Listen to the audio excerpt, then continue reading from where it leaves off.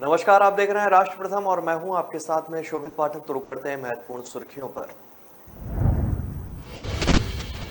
राजस्थान में कांग्रेस में बड़ी अंतर्कलह, विधायकों ने दिया इस्तीफा। पाकिस्तान को F-16 पैकेज पर एस जयशंकर की यूएस को दो टूक, किसे बेवकूफ बना रहे हैं, सबको पता है कि कहां इस्तेमाल होगा पैसा। पाकिस्तान के बलूचिस्तान में हेलीकॉप्टर क्रैश, 2 पायलट समेत सेना के 6 अधिकारियों की मौत।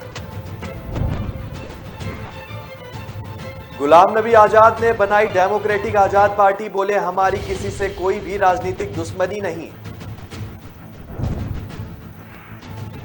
ज्ञान व्यापी पर वाराणसी कोर्ट में केस रोकने पर सुनवाई से सुप्रीम कोर्ट का इनकार, सुप्रीम कोर्ट ने कहा आप चाहें तो हाई कोर्ट जा सकते हैं। अब खबरें विस्तार से। नए राष्ट्रीय अध्यक्ष की तलाश में कांग्रेस राजस्थान में बुरी तरह से फंस गई है। गांधी परिवार के बेहद करीबी अशोक गहलोत के समर्थक विधायकों में से 80 ने विधानसभा अध्यक्ष सीपी जोशी को इस्तीफा दिया। विधायकों ने सचिन पायलट को मुख्यमंत्री बनाए जाने का विरोध किया। मतलब साफ है कि सीएम अशोक गहलोत किसी भी कीमत पर नहीं चाहते हैं कि राजस्थान की कमान सचिन पायलट के हाथों में जाए। हैरान करने वाला है कि साल 2019 में कांग्रेस सचिन पायलट के समर्थक 28 विधायकों की बगावत का सामना कर रही थी और इस बार मुख्यमंत्री गहलोत के खेमे में विद्रोह कर दिया। 2019 का मामला तो अदालतों तक पहुंच गया था, लेकिन राजस्थान में कांग्रेस को दोनों नेताओं में से किसी को भी नाराज करना उसके हित में नहीं है। गुर्जर समुदाय में आने वाले सचिन पायलट कांग्रेस के युवा चेहरा है और उनके राजस्थान प्रदेश कांग्रेस अध्यक्ष बनाए जाने का बाद जो है राज्य की कुल आबादी में 5% हिस्सेदारी वाले गुर्जर समुदाय का एक बड़ा हिस्सा कांग्रेस की ओर शिफ्ट हुआ है। गुर्जर समाज में बीजेपी का वोट बैंक रहे और इसलिए सचिन पायलट की सक्रियता के बाद 2018 में कांग्रेस की ओर से बड़ी संख्या में शिफ्ट में हुए थे और गुर्जर बाहुल आबादी वाले जिले करौली, सवाई माधोपुर, जयपुर, टोंक, भरतपुर, दौसा, कोटा, जोधपुर, भीलवाड़ा, बूंदी, झुंझुनू, अजमेर की सीटें इसमें आती हैं। साल 2018 के चुनाव में बीजेपी को हराने में गुर्जरों का बड़ा हाथ रहा है। बीजेपी ने 9 गुर्जर प्रत्याशियों को टिकट दिया था, जिसमें से किसी को भी जीत नसीब नहीं हुई थी। वहीं कांग्रेस 12 गुर्जर प्रत्याशी उतारे थे, जिसमें से 7 विधानसभा पहुंचे। कांग्रेस के खाते में गुर्जरों के जाने की बड़ी वजह सचिन पायलट बने थे और इस चुनाव में वो सीएम पद के दावेदार थे। दूसरी एक बड़ी वजह बीजेपी की गलती भी थी। एक तो गुर्जर काफी समय से आरक्षण की मांग कर रहे थे, दूसरी ओर राजस्थान में मीणा और गुर्जर समुदाय के बीच दूरी भी रही। भारत के विदेश मंत्री एस जयशंकर ने अमेरिका और पाकिस्तान के संबंधों पर सवाल उठाए हैं। वाशिंगटन में आयोजित इंडियन अमेरिकन कम्युनिटी के एक कार्यक्रम में उन्होंने कहा कि यह संबंध अमेरिका के हित में नहीं है।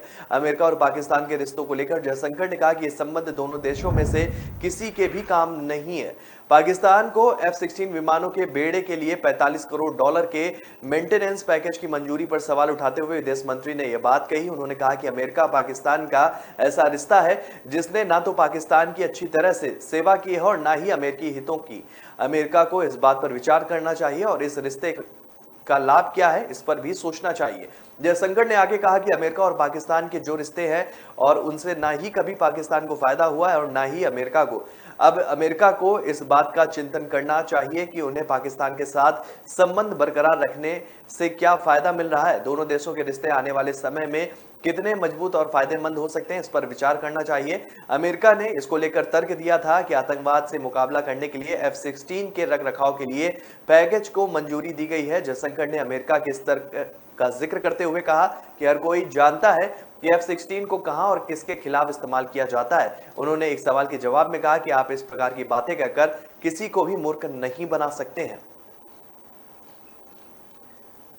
पाकिस्तान के दक्षिण पश्चिमी बलूचिस्तान प्रांत में एक हेलीकॉप्टर दुर्घटनाग्रस्त हो गया। हादसे में 2 पायलट समेत सेना के 6 अधिकारियों की मौत हो गई। पाकिस्तानी सेना ने इसकी जानकारी दी है। सेना की ओर से कहा गया कि रविवार रात हरनोई इलाके मके खोस्त में उड़ान अभियान के दौरान हेलीकॉप्टर क्रैश हो गया। इस हेलीकॉप्टर में 2 पायलट समेत 6 अधिकारी सवार थे, जिनकी मौत हो गई। उन्होंने यह भी कहा कि हादसा किस कारण हुआ है इस पर जांच की जा रही है। अभी असल वजह सामने नहीं आ पाई है। प्रधानमंत्री शहबाज शरीफ ने हेलीकॉप्टर दुर्घटना पर दुख व्यक्त किया है। उन्होंने ट्वीट कर कहा कि बलूचिस्तान के हरनाई में पाकिस्तानी सेना के हेलीकॉप्टर की दुर्घटना में 2 पायलट सहित 6 सैन्य अधिकारी की शहादत से गहरा दुख हुआ है। जम्मू कश्मीर के पूर्व मुख्यमंत्री और कद्दावर नेता गुलाम नबी आजाद ने आज अपनी नई पार्टी का ऐलान कर दिया और उसके नाम की भी घोषणा कर दी है। उन्होंने अपनी नई पार्टी का नाम डेमोक्रेटिक आजाद पार्टी रखा है और इस मौके पर उन्होंने कहा है कि मैं अपनी पार्टी का ऐलान करने से पहले जो है काफी मैंने मंथन भी किया था, लेकिन नवरात्रि के शुभ अवसर पर मैं ये पार्टी की शुरुआत कर रहा हूं। उन्होंने कहा कि पार्टी का नाम डेमोक्रेटिक आजाद पार्टी है। पार्टी की अपनी सोच होगी, किसी से प्रभावित नहीं होगी। आजाद का मतलब होता है स्वतंत्र और नीचे से चुनाव होंगे और एक हाथ में ताकत रहेगी और जो हमारा संविधान होगा उसमें प्रावधान होगा पूर्ण लोकतंत्र के आधार पर। बड़ी बेताबी से जम्मू कश्मीर के लोग और मीडिया के लोग हमारी पार्टी का नाम जानने के इच्छुक थे। जम्मू कश्मीर के पार्टी का नाम रखना मुश्किल होता है। यहाँ डाइवर्सिटी है, 2 संभाग हैं और उसमें छोटे छोटे इलाके हैं जिनमें अलग अलग रिवाइज थे और नाम ऐसा होना चाहिए जो सबकी समझ में आए। जम्मू के लोगों को, कश्मीर के लोगों को, जो गांव में रहने वाले हैं उनको भी नाम समझ जाना चाहिए। देश भर से मेरे साथ ही उन्हें करीब 1,500 नाम भेजे हैं, जिनमें से कुछ उर्दू में है, कुछ हिंदी में। मैं चाहता था कि जैसा पंडित जवाहरलाल नेहरू ने कहा था कि जो उर्दू और हिंदी को समन्वय हो सके, जिसे हिंदुस्तानी कहते हैं, हमने यह पार्टी अपने साथियों के साथ विचार करके बनाई है और इस पार्टी के बारे में किसी अन्य पार्टी को कानो कान खबर नहीं है। हमारी सोच को कोई पार्टी प्रभावित नहीं कर सकती है। हमारी पार्टी की विचारधारा गांधी की विचारधारा है। हमारी नीतियां जाति और धर्म से प्रेरित नहीं होंगी। राजनीति में हमारे सामने सभी धर्मों का सम्मान और इज्जत है। हम सभी पार्टियों की इज्जत करते हैं। हमारी किसी से राजनीतिक दुश्मनी नहीं है। हमने अपनी बात करनी है और किसी भी नेता के खिलाफ हमें नहीं बोलना है। वाराणसी की कोर्ट में चल रहे ज्ञानव्यापी मामले की सुनवाई को अनुचित बताने वाली याचिका सुनने से सुप्रीम कोर्ट ने इनकार कर दिया है। एक वकील ने दावा किया था कि 90 के दशक में सुप्रीम कोर्ट ने मंदिर और मस्जिद की यथास्थिति बनाए रखने का कहा था और इसलिए अब हो रही सुनवाई सुप्रीम कोर्ट के आदेश के खिलाफ है। इस पर सुप्रीम कोर्ट ने कहा कि याचिकाकर्ता चाहे तो हाई कोर्ट में अपनी बात रख सकता है। वकील एम कश्यप ने याचिका दाखिल कर कहा कि 1993, 95 और 97 के सुप्रीम कोर्ट ने काशी और मथुरा पर 3 आदेश सुनाए थे और इन आदेशों में दोनों जगहों पर मौजूदा वर्तमान मंदिर और मस्जिद की यथास्थिति बनाए रखने के लिए कहा गया था। वकील ने इसे आधार बनाते हुए वाराणसी के जिला जज की कोर्ट में चल रही सुनवाई को निरस्त करने की मांग की थी। अयोध्या विवाद से जुड़े कई मुकदमे सुप्रीम कोर्ट में दाखिल करने वाले असलम भूरे के वकील MS कश्यप हुआ करते थे। उनका दावा था कि 90 के दशक में काशी और मथुरा पर तीनों आदेश भी असलम भूरे की याचिका पर आए थे। भूरे की 2010 में मृत्यु हो चुकी है। ऐसे में उन्होंने खुद याचिका दाखिल कर कोर्ट को पुराने आदेश की जानकारी दी है। सुप्रीम कोर्ट के जस्टिस DY चंद्रचूड़ और हिमा कोहली की बेंच ने कहा कि सुनवाई निचली अदालत में चल रही है और उसे लेकर जितनी भी याचिकाएं सुप्रीम कोर्ट में आई हैं सबको निचली अदालत यानी कि हाई कोर्ट जाने को कहा गया है और इस मामले की भी सीधी सुनवाई जो है वो सुप्रीम कोर्ट में नहीं होगी।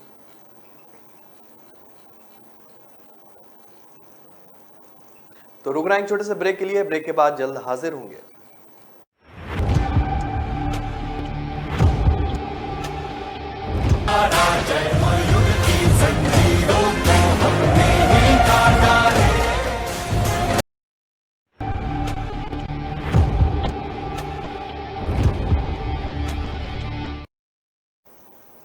ब्रेक के बाद फिर स्वागत है आपका। रुक करते हैं आगे की महत्वपूर्ण खबरों पर।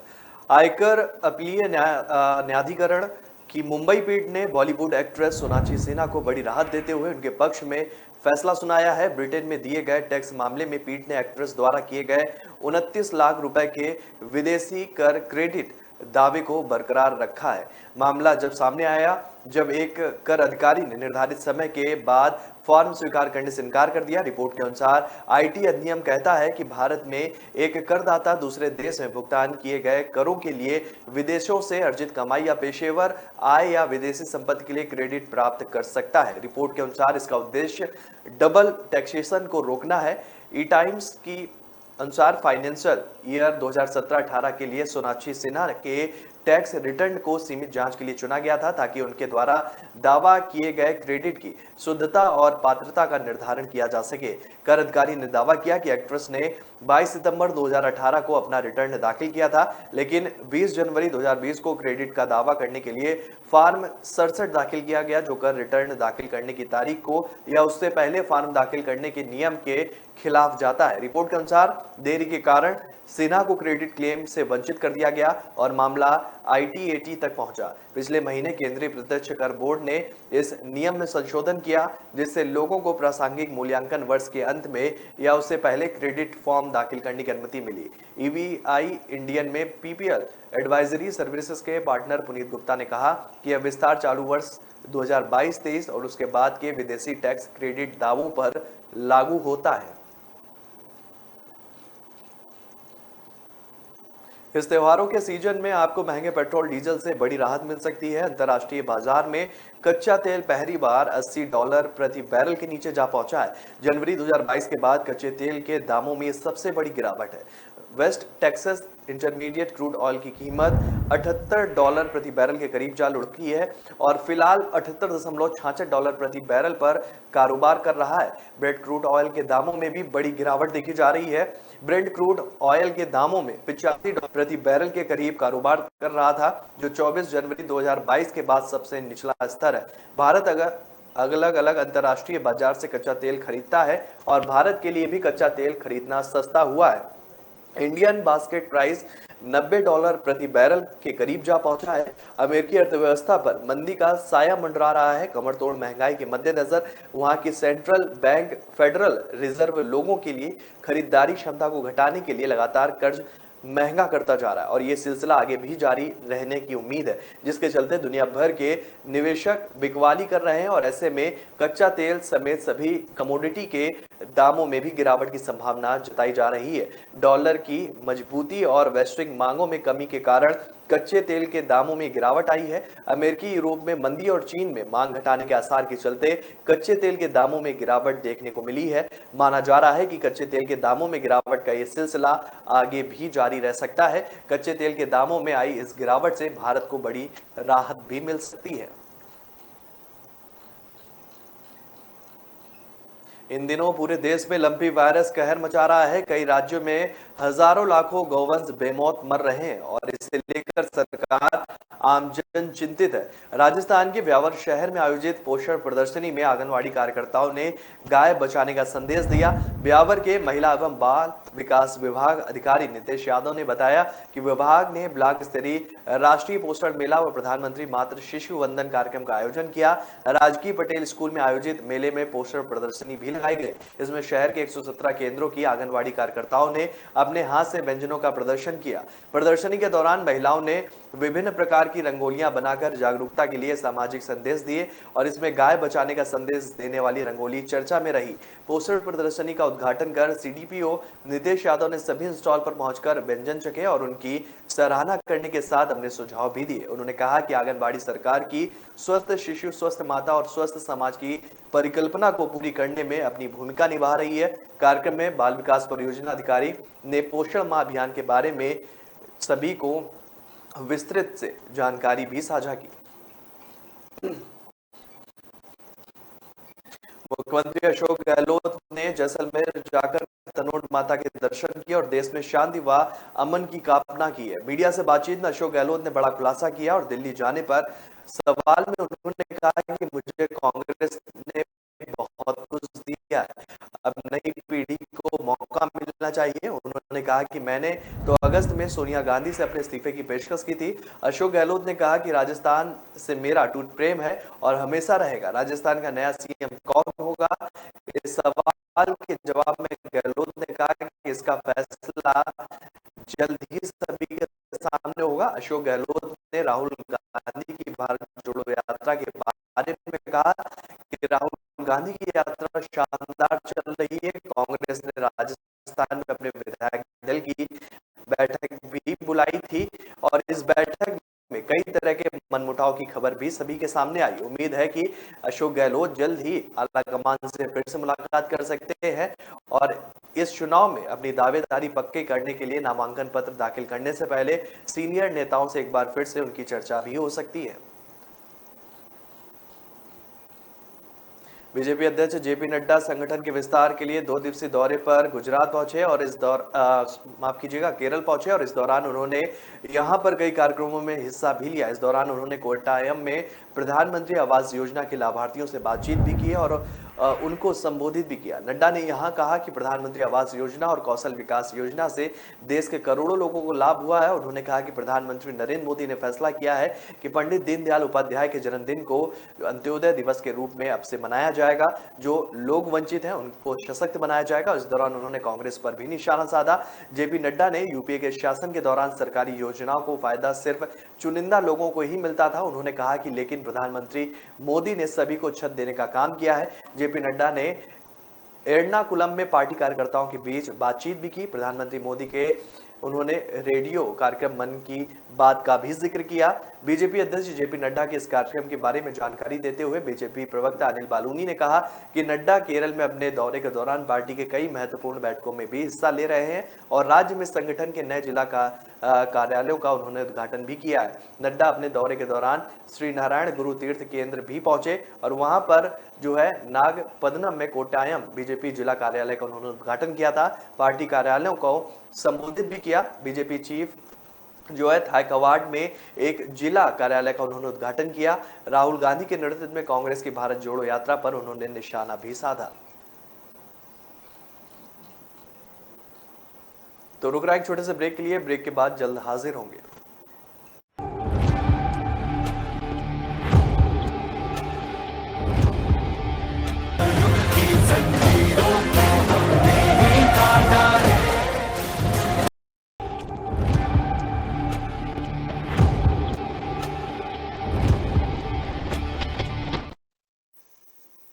ब्रेक के बाद फिर स्वागत है आपका। रुक करते हैं आगे की खबरों पर।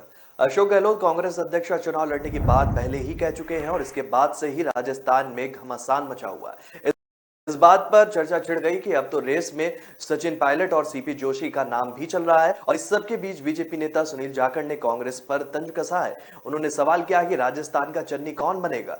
पंजाब कांग्रेस के पूर्व अध्यक्ष सुनील जाखड़ ने इस स्थिति को जो है देजा वू का नाम दिया है और पूछा कि राजस्थान का चन्नी कौन होगा। उनकी टिप्पणी राजस्थान कांग्रेस विधायक दल की बैठक से बाद आई है और जो आज शाम जयपुर में हुई थी। उन्होंने सुनील जाखड़ ने ट्वीट किया कि कांग्रेस विधायक जो है जयपुर में मिले लेकिन कोई भी निष्कर्ष निकला, बशर्ते कांग्रेस अपने ही जाल में उलझती हुई जा रही। सीएम के रूप में अपनी पसंद जो है वो तय नहीं कर पा रही है और लगातार कांग्रेस की अंतर्कलह जनता के सामने आ रही है।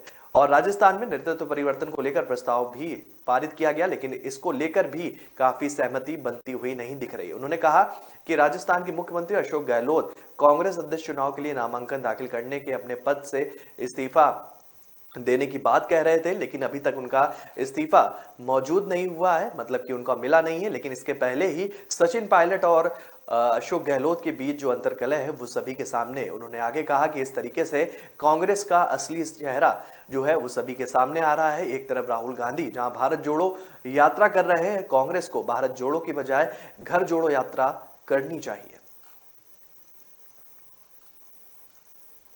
राष्ट्र की सेवा के लिए अपना सर्वस्व बलिदान कर देने वाले पंडित दीनदयाल उपाध्याय की जयंती रविवार को ही बीजेपी प्रदेश भर में जयंती को उन्होंने मनाया और इस मौके पर मुख्यमंत्री शिवराज सिंह चौहान ने स्मार्ट सिटी पार्क भोपाल में पंडित दीनदयाल उपाध्याय की याद में उनकी स्मृति का जो है मौलसरी पौधा रविवार को लगाया। इसके बाद भोपाल में पंडित दीनदयाल उपाध्याय की जयंती में शामिल हुए सीएम शिवराज सिंह चौहान ने लाल घाटी पहुंचकर पंडित दीनदयाल उपाध्याय प्रतिमा माल्यार्पण कर उनके चरणों में जो है श्रद्धांजलि भी अर्पित की। इस पर जो है मुख्यमंत्री शिवराज सिंह चौहान ने कांग्रेस पर जमकर निशाना साधा। सीएम ने कहा कि एक जमाना था जब कांग्रेस चारों तरफ थी, कांग्रेस की विचारधारा ने देश को बर्बाद कर दिया है। राहुल गांधी भारत जोड़ो यात्रा निकाल रहे हैं। भारत को कांग्रेस ने तोड़ा था और कांग्रेस ने देश का विभाजन भी किया, उसे तोड़ने का काम किया है।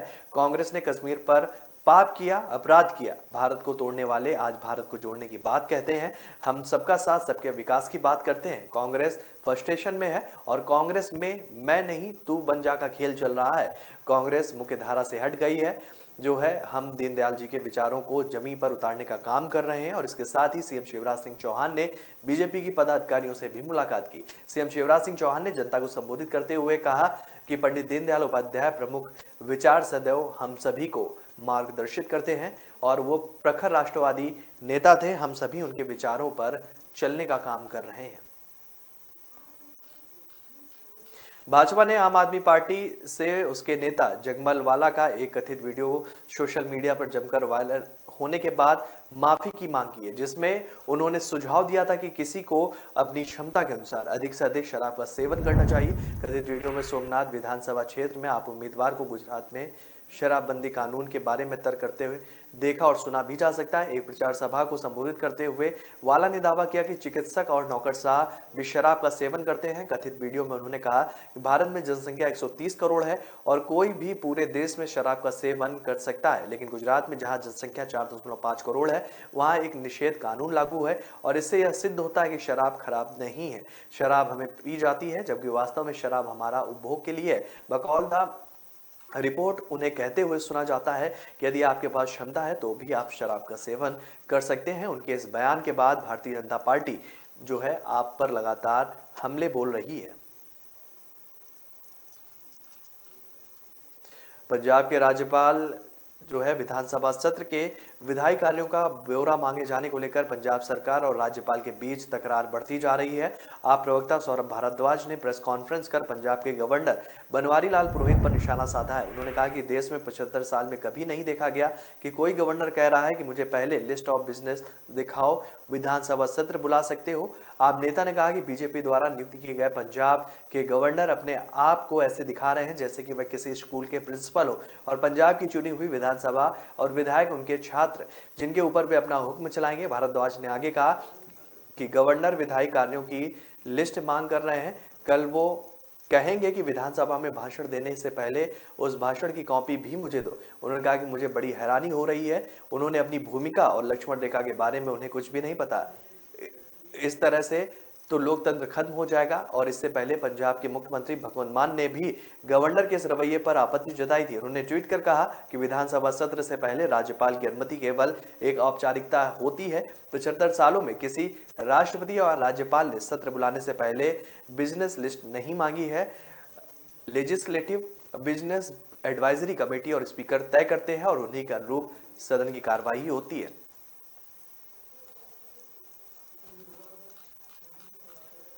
लगातार हो रही बारिश के बाद दिल्ली के जवाहरलाल नेहरू यूनिवर्सिटी के अलग अलग हॉस्टल से नुकसान की तस्वीरें सामने आ रही हैं। बीती रात जेएनयू में पेरियार हॉस्टल की छत गिर गई। हालांकि गमीनत यह रही कि इससे किसी छात्र या कर्मचारी को कोई भी चोट नहीं पहुंची है। जेएनयू के छात्रों द्वारा भेजी गई वीडियो में साफ तौर पर देखा जा सकता है कि हॉस्टल के एक तरफ का छज्जा जहां से कुछ मलबा नीचे गिरा पड़ा है और वहां रखे सामान को नुकसान भी पहुंचा है। राहत की बात यह है कि उस समय कोई भी छात्र या हॉस्टल का कर्मचारी वहां मौजूद नहीं था जिससे कि किसी को चोट लगी हो। इसके साथ ही एक तस्वीर जेएनयू के गंगा हॉस्टल की भी सामने आई है, जहां पर हॉस्टल के कमरे की सीलिंग पर बारिश का पानी आते हुए दिख रहा है। पंखे पर काफी सीलन नजर आ रही है जो कि किसी भी हादसे को दावत दे सकता है। हॉस्टल में रह रहे छात्रों को डर बना हुआ है कि कहीं सीलन और कमरों में आ रहे पानी की वजह से करंट ना लग जाए और इसके कारण छात्र डर के साए में रहने को मजबूर हैं।